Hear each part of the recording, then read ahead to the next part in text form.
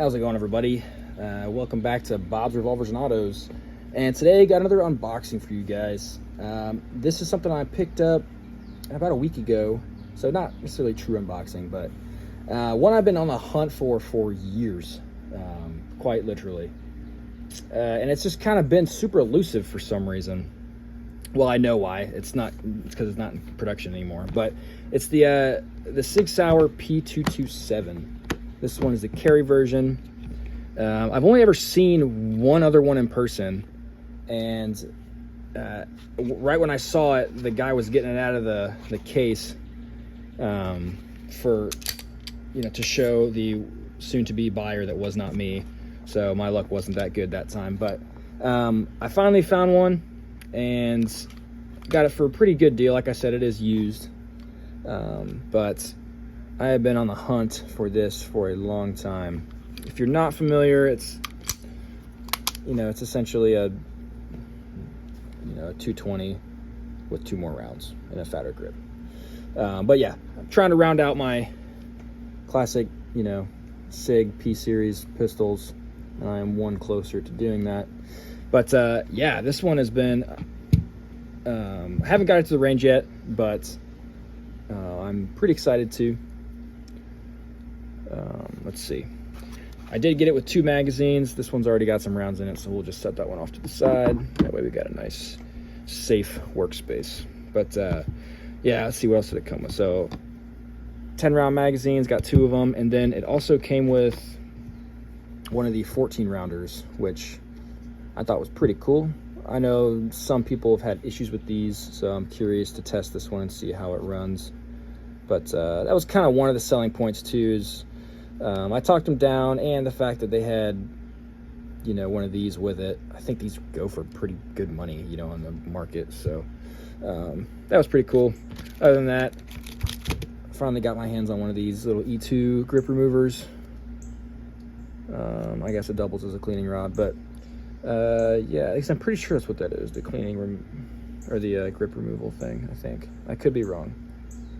Anyway, came with that, and then I think they threw in a little ATF Youth Handgun Safety Act notice, which I read from front to back before even touching the weapon, of course. But yeah, I just kind of wanted to show it to you guys. This is the, I believe, 3.9-inch barrel. It is 10 plus 1 of 45, so it's a double stack. Just show you some of the features real quick. The night sights, they do still, they kind of glow, not super brightly, but they are still a little bit there. This, I believe, they say was a 2015 model, so it's good 10 years old now. Let's see, comes with the E2 grip. You do get some checkering on the front there, undercut trigger guard. Some features on this they really don't see on a lot of other, just standard production line guns. Like, this wasn't a custom shop gun. This was just run-of-the-mill 227. But I guess they decided to step up their game a little bit. See if I can show that to you if it'll focus. There you go. Get that on the front of the trigger guard. Let's see what else. It does not have the SRT in it, but it's a pretty good double action.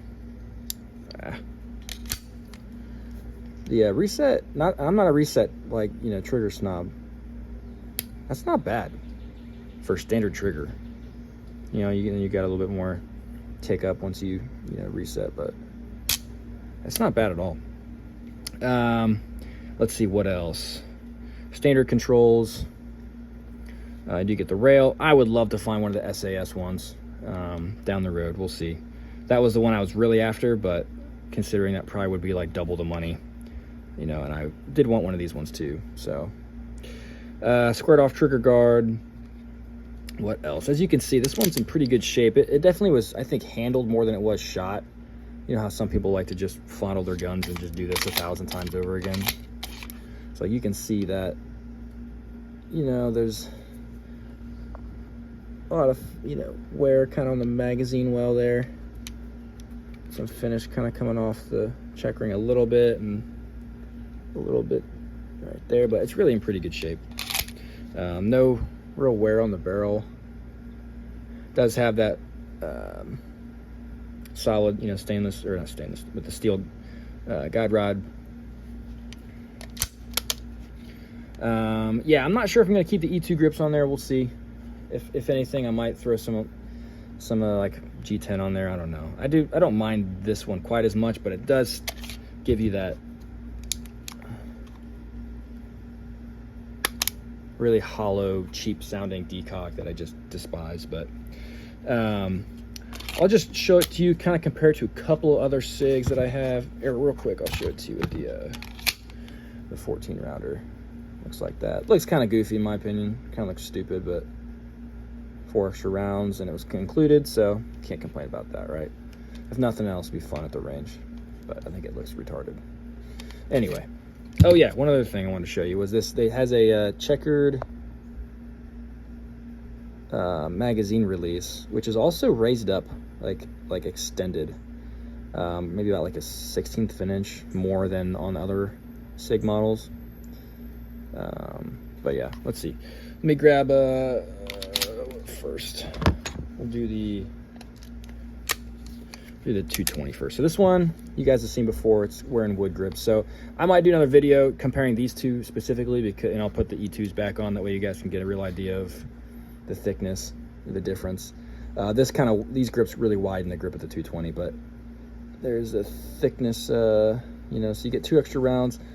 To be honest with you guys, unless you really want the 227, and if you already have the 220, I don't think I would really go for it, unless you just really, really want it. Because, I mean, they sell 10-round mags for this. Just slap a 10-rounder in there, and all of a sudden you're up to, you know, the same as this. So, I don't know. It's up to you. But I say that, but then again, I bought one, so I can't really blame anyone for buying one, because it is a really cool double stack, 10-round flush fit SIG. Let's see what. Other than that, these are completely like the same. The slides and barrels and all that stuff is the same. You could swap those and they would still work. So same length barrel, everything. You just get a fatter grip, which I'll show you. If you're not familiar, 8+1 in the 220. It's a single stack, and 10+1 for the 227. So essentially the same gun, but yeah. That's what the 220 mag looks like. These are, if you're curious, these are Hogue PAL Ferro wood grips. Look awesome on there. Let's see, what else? Some people are probably gonna be curious to see this one. This is a 229 M11 variant. Let's see. Barrels, just a, try to line those up, just a hair longer. Pretty much the same width, maybe a touch thicker, but on the 227 grips, a little fatter on the 227 as well, but not much. As well as the grip itself, I'll try to line those up, just a hair longer, in the grip. Let me throw a magazine in, and I kind of change the thing. With magazines in, you get a little extra down there. But essentially the size of a 229. I'll show you the magazines too. A little bit bigger, double stack. Nice quality magazines, probably Metgar, I would imagine. But yeah. All right, what else? Oh, let's show the 225 just for shiggles. Here it is next to the 225, my all-time favorite SIG.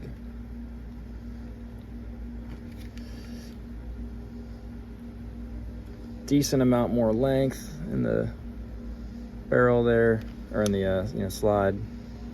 These wood grips, again, add some width, so that wouldn't otherwise be there with a set of like G10s or something, but you can kind of get the idea of it's really not, that's crazy. It's a crazy view, because it really makes this single stack 9mm, puts it to shame.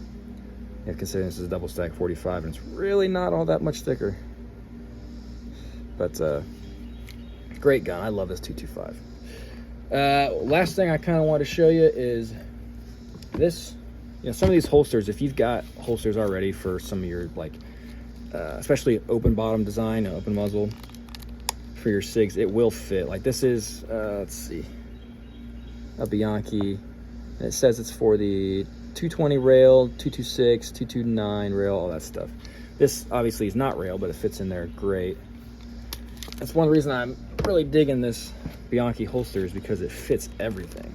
Now, did I have to really cram it in there and mess with the snap the first time to get it to close? Yes, but it does work.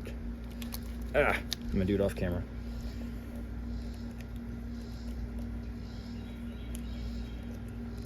There we go. So, if you have some holsters for your other models, it will fit. Busting at the seams a little bit, but it'll fit. Doesn't look too bad. Pretty cool. Let's see, I have another one. Another Safari Land. I have this one, forget what the model number is, but it's one of the ALS or something, I forget. But nice tight fit in there. All right, no movement. Draw is nice. So yeah, there's definitely gonna be some holster compatibility, especially if you have holsters for railed models. But yeah, so that's just a quick look at the 227. Looking forward to getting to the range and testing out, you know, these mags. I did order a fresh, brand new 227 mag off eBay the other day. Got it for a great price. I think it was like 33 bucks for a brand new magazine. But yeah, looking forward to testing these mags, make sure they work, make sure the gun works. But yeah, pretty cool gun. Don't see a ton of them, but one I thought I'd share with you guys, and I'll do, like I said, another in-depth, you know, comparison with the 220. But yeah, I think some decent sized departments. I think the Indiana State Police carried the 227 for a while. I'm not sure if they still do, but I think they had the full size one. But yeah, I mean, it's a shame it's no longer offered. Hopefully Sig gets around and gets their act together and starts making what people want again instead of P320s and stuff. But yeah, great 45. Well, I shouldn't say great. I haven't actually shot it yet, but from what I hear, it's a great 45, and based off Sig's reputation for these old P series guns, I'm guessing it's gonna be a winner. But yeah, thought I'd show it to you. If you have any recommendations on grips or anything in regard to this gun, you know, let me know if you want to see more of it. But yeah, when I get to the range, hopefully I'll get some shooting, you know, footage so you guys can see it in action. But until then, I will see you guys later. Take care.